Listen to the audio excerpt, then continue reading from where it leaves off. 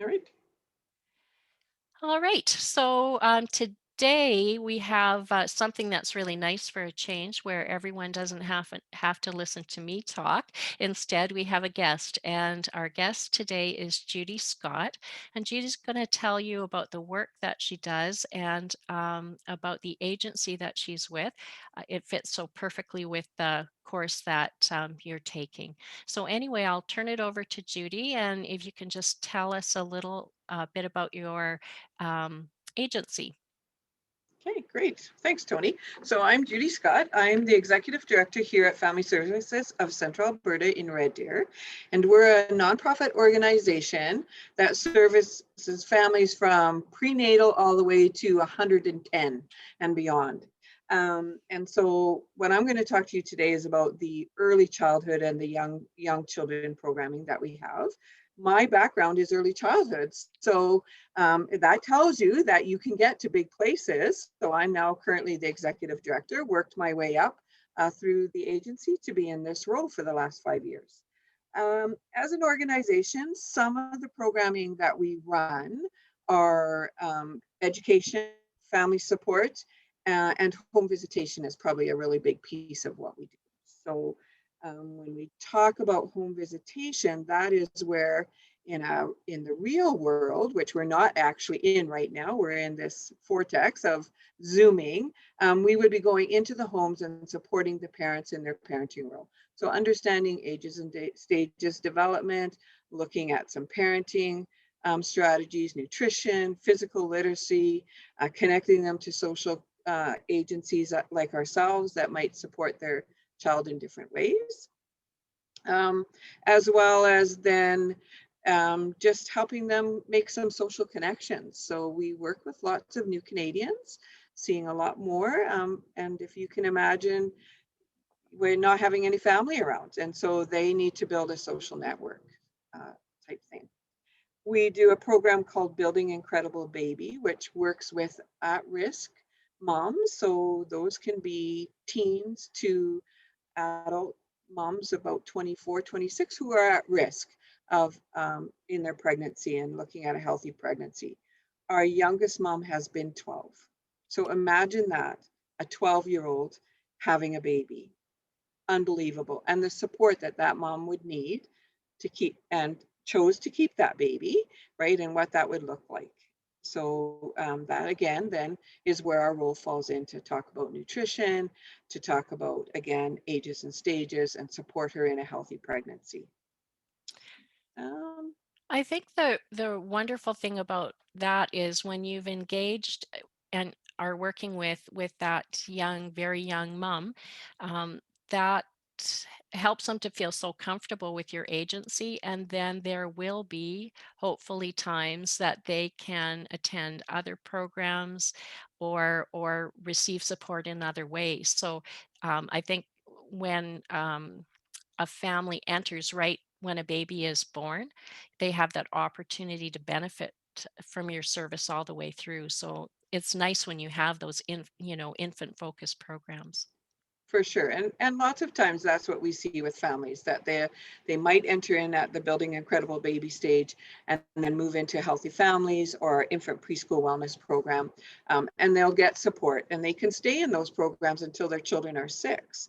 And that could be a weekly visit, that could be a bi-weekly visit, and it could be as little as a monthly visit, that they just need that check-in point with someone, or as you start to understand ages and stages, at different stages become new challenges. Mhm. So in our infant preschool wellness program, where you can enter into that program, and by the way, all of our programs are voluntary. So it's not that somebody is telling you you need to come to this program, although that does happen, but they come voluntarily. So in our infant preschool wellness, most of those families we find enter in at that 18 months or 2 years. So if you take what you know about child development, what starts happening at 18 months and 2 years is that those little darlings start to have a personality, and they start to challenge and they're starting to do different things. And so that's where then some parents get frustrated or need some direction. So we find that's usually when they enter in. With healthy families, they need to enter in as the baby as a young baby, up to 6 months in the city. In lots of the rural programs, there's some flexibility in that in the city because we have other supports. It's at that earlier age. And we find most of the families probably exit between the ages about 4 and 5, right? So they're starting to feel really confident. Kids are headed off to pre-K or kindergarten. So now they have some other connections in the community. And many do stay with us, for 5 years and then have a second baby and stay with us another 5 years. So there is some flexibility in that. Mhm. So The home visitation, it must be one your more expensive ways of reaching families because home visitors have to go in and there's, regular scheduled time. So I imagine that's an important part of your decision making about um, assessment and who's placed into what stream and hoping to get the family feeling comfortable standing on their own feet because they can transition then to different kinds of supports. absolutely. And lots of times we have a wait list too. So, we don't want to have big wait lists. And so we do encourage the families. The families have to work on goals. So it's not just that you're coming and, visiting and, there are goals involved in that. So they develop some goals, you work through those goals. And as they accomplish those goals, they start to become less. And that's when then we start going, maybe every 2 weeks and once a month, and then we kind of phase out. Doesn't mean they can't call us and say, oh my gosh, this is going on, I need some help. And absolutely, we're going to support them, Mm. however that would be. We also do parent education. So we'll run programs.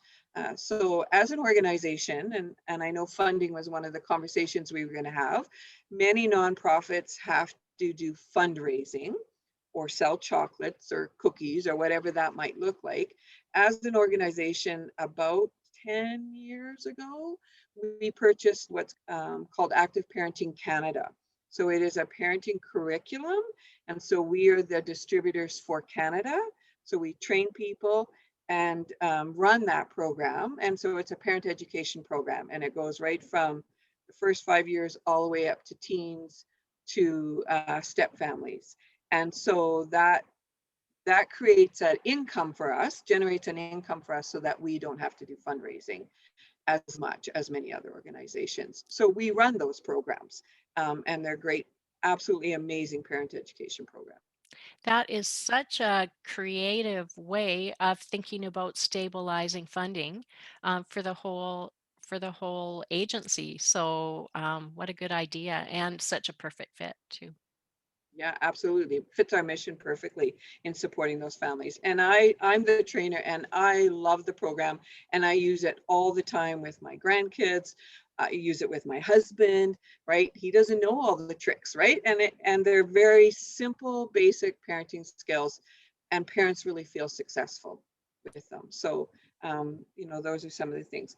We also do lots of fun things with families. And I think again, right, one of the amazing things is we do a children's festival every year where we're in the park and everybody just comes and you play and you have fun and you engage and parents are interacting. And so it's not all about parent support or all about parent education, but you got to have some fun, right, in Indeed. all of that. And so as an organization, we do a lot. But one of the things that I feel that we're very strong at is we respond to those gaps in services.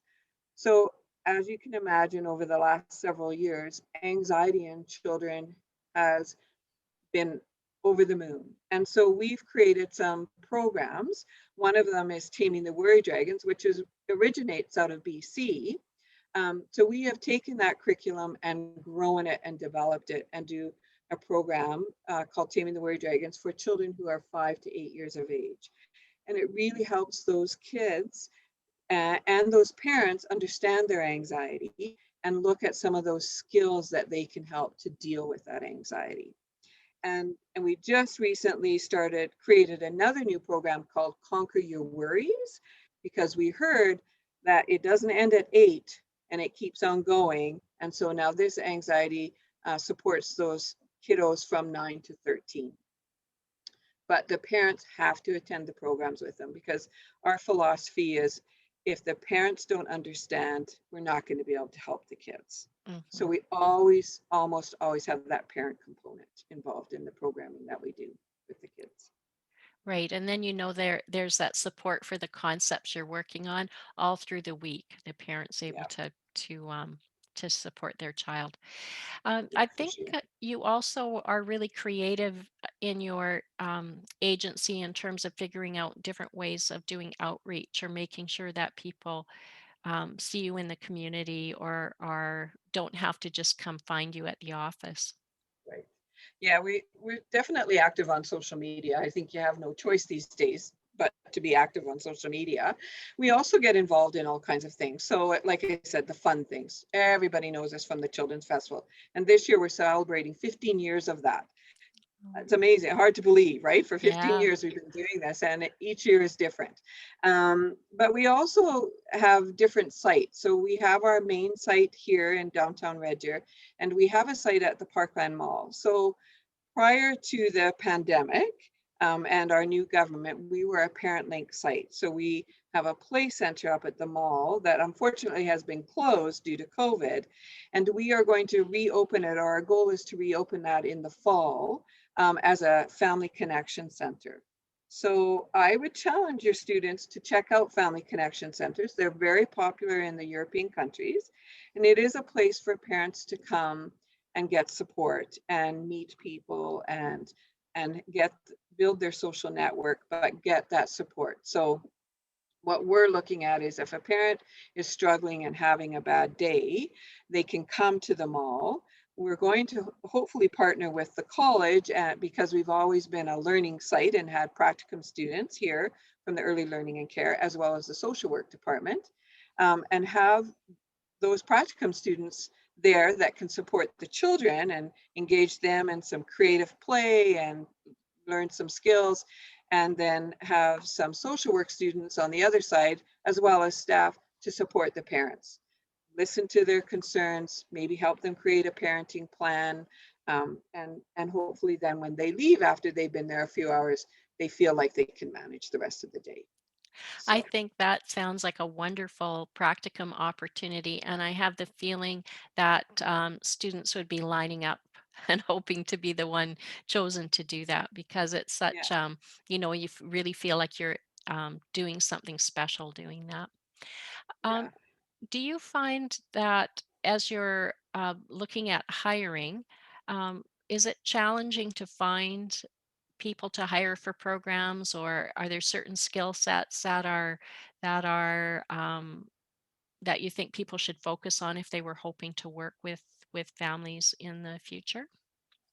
I think if their role, if they're looking at, working in with the children, definitely having the background of your early learning and care is so important within our organization, because we do, when we run programs, we always have childcare available, and and we really tell the parents it's not babysitting. We're not here to babysit your kids.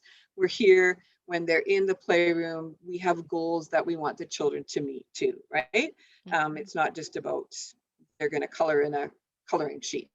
Um, so definitely having that understanding and being able to communicate and be, but that's a huge piece of it, not only with the children, but with the parents, right? So when the parents come in and they're struggling, you're able to put them at ease, or you're there, we do a postpartum group, and those moms are really nervous about leaving their babies. And so you need to really be able to come across that, you know what, they're going to be fine with us, and right, and be very gentle in that transition time. When we look at home visitors, we're certainly looking for, again, those same kinds of things, people who have a good understanding of early childhood, understand communication, learning to motivate people, all of those kinds of things. So do we only hire social workers, or do we only hire early learning and care? No. Is that our first choice? Probably, but we're also look at life experiences as well. We're trying to look at the right fit. When we hire, the process is about a 4 interview process. So Many of our staff have been here long term. So we have staff who have been here. I've been with the agency over 20 years, and some of our home visitors are 5 and 6 years with us, right? So we try to make good decisions in our hiring. So it is a process, and I think that's becoming a lot more common. We also always Google the person. So if you're on Facebook, I'm just saying, uh, that is my first practice, is to Google a staff person, because you learn so much from what you can find on a Facebook page. So just Ah, saying. that's really good advice. I think the research that we are looking at in the course really does talk about the importance of relationship and being able to connect. That's a critical indicator on whether a program is successful or not. So certainly, it's all about that person being able to build a sense of trust with the family that they're working with. And I think what I found in my past work is it's easy for anyone to go in and have coffee with a family and visit with them and feel comfortable with them. What's hard is the part where you start thinking about, okay, what are your goals? And then if they're stuck, to be able to nudge them in a supportive way, to keep moving and not to get stuck or not to get discouraged. And I think another part of the relationship skill is sometimes the first goal that you're working on, the first goal or two, are maybe the more superficial ones, and that the family has chosen them because they feel safe to work on. But there might be something much bigger that's coming down the road that needs to be worked on, and they won't get to that point of wanting to address it unless they feel really trusting, and that you aren't judging, that you're truly Right. there as a supportive, accepting um, person in their life. So yeah, I think that's something that it still is part of a skill set. You get there by really being aware of it, being reflective, working on it, having good in servicing, right? Working when Mhm. you work um, um, at a program within your agency, just the fact that you're there with other people who do that work is a support in your growth as a professional, right? A little harder when you're the one person show out in a small community, Yeah, but yeah. wonderful for you that you have that family. Yeah. Yeah, and we do have some core training within our organization that, we, ensure that within that first year you're with us, that you would get. And some of that's like motivational interviewing. We work through a trauma informed lens, so some of that kind of training, Indigenous training, cultural diversity, because we see all kinds of families. And so when you're working in our childcare room, really understanding those families and where they've come from and know their stories. We run a program, Basic English and Play, where we have had children who do not speak English in that Mm. playroom, and we have to communicate with them, and we're the first people that they're seeing, and how do we help them, right? Understand that. And so yeah, we see lots of good challenges and fun challenges, within our organization. So Mhm. um, Yeah, yeah. you'd never get stagnant, do you? No, we don't. We change with the times. I like to think that we don't chase funding. Certainly, we know what our role is in the community, but funding is always a challenge. So that is my job. I write funding applications probably weekly, and sometimes you have to be really creative in how you do that so that you can get those funding. Um, Mhm. but we unfortunately have to rely on funding. So yeah, and we try to be competitive with our salaries, but that sometimes is a struggle because of our funders. So, Mhm. I think something that's important to say to students as well is I know that when you're being a student, sometimes you feel like why do I have to keep writing all this stuff? Why do I have to keep writing and writing? But the fact is, as Judy was just saying, writing is a part of the work world, and especially in the kind of work that Judy's doing. But also, when you think of the home visitors, they don't Mhm. just go in, visit a family in the home, and then remember what happened. No, There's there's a lot of notes. documentation of all That's that. right. Yeah, a lot of Yeah, note and taking, even and I would say even skills in at the childcare remembering. room, Oh yeah, yeah. right? We do little progress reports on the children because we see lots of the children all the time. So it's like, Johnny came and he didn't speak English. And, 3 weeks later, Johnny said hello to me this morning. So we Hmm. do some documentation throughout everything we do in the organization. So Hmm. Yeah, it's important to know. that documenting and observing as well, to be able to Yep. notice the interactions that are, to discriminate what's important to write down and what can I miss, so that my report isn't, 100 pages long. So those are all the kind of skills you do develop as a student, to edit yourself and try to Yeah. focus on what's important. So I'm trying to sell them on it, Judy, trying to Yeah. convince the students Well, that it's a well, really the good other thing idea. is too, is unfortunately sometimes within our programs, we do have to be aware that there's some children who are at risk. And Hmm. so we do have to have good documentation and observation. And it has to be done well because we might have to make that phone call that we always don't like to do, but we know we're here for those children. And if they're at risk, we need to make sure we have all our ducks in the row when we make that call because we're disrupting a family Hmm. and we don't want to do that without being confident that there's something going on. And so we do need to have, it's just the facts of our life, right? Hmm. Maybe that'll give me one last question to throw your way, is about, I think that one of the things that, working with students, that they've expressed anxiety about in terms of reporting, is they're afraid um, that they'll alienate a family, and a family will no longer wish to work with them, or won't want to interact with them.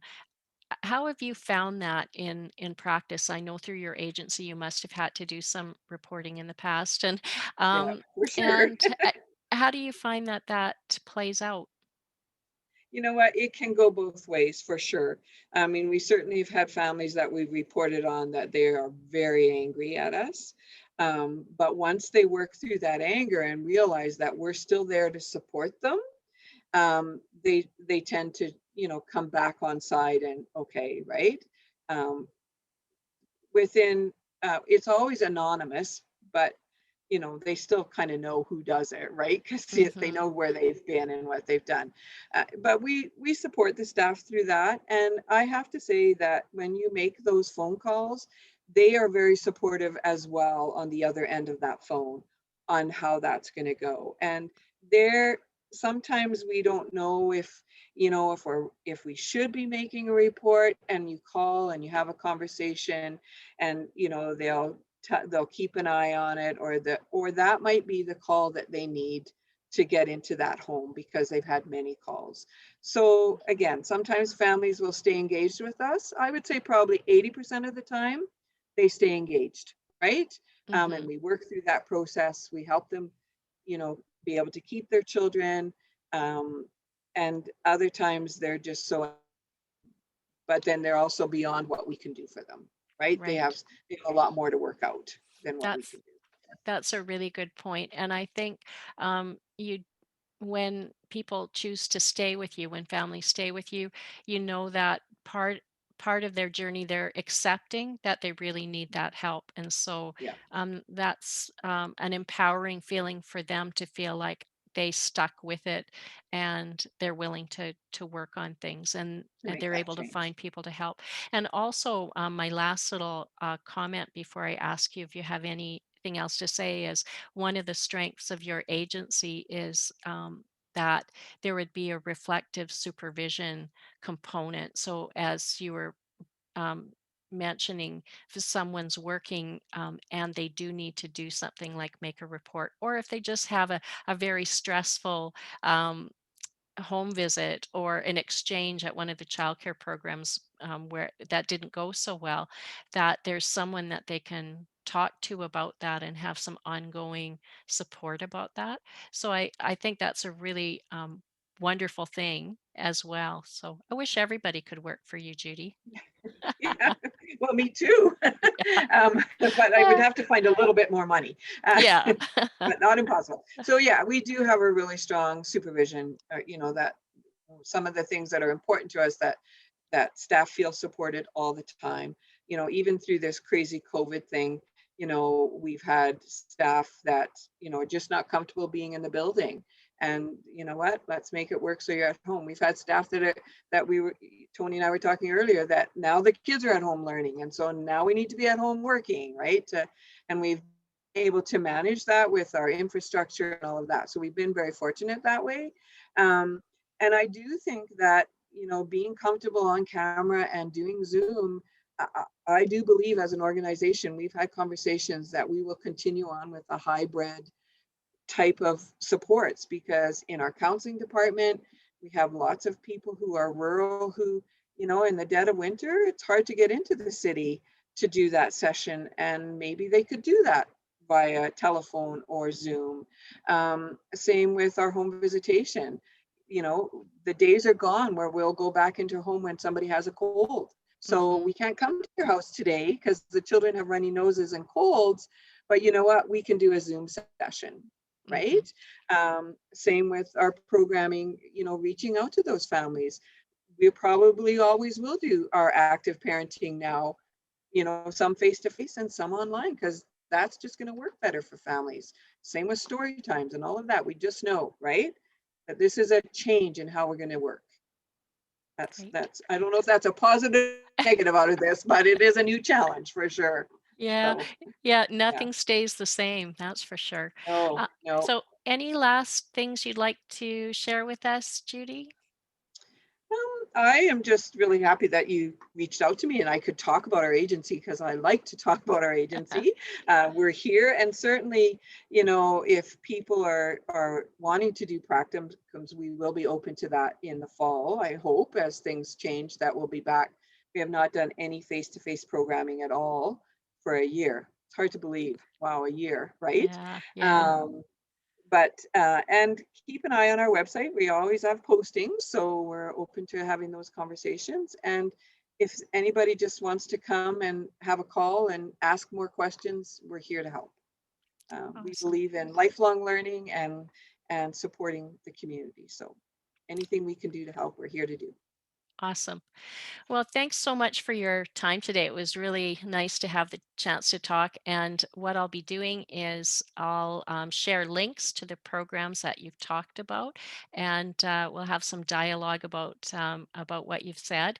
So it's a great learning experience. And like I've said a few times, boy, Red Deer is so lucky to have you. And yeah.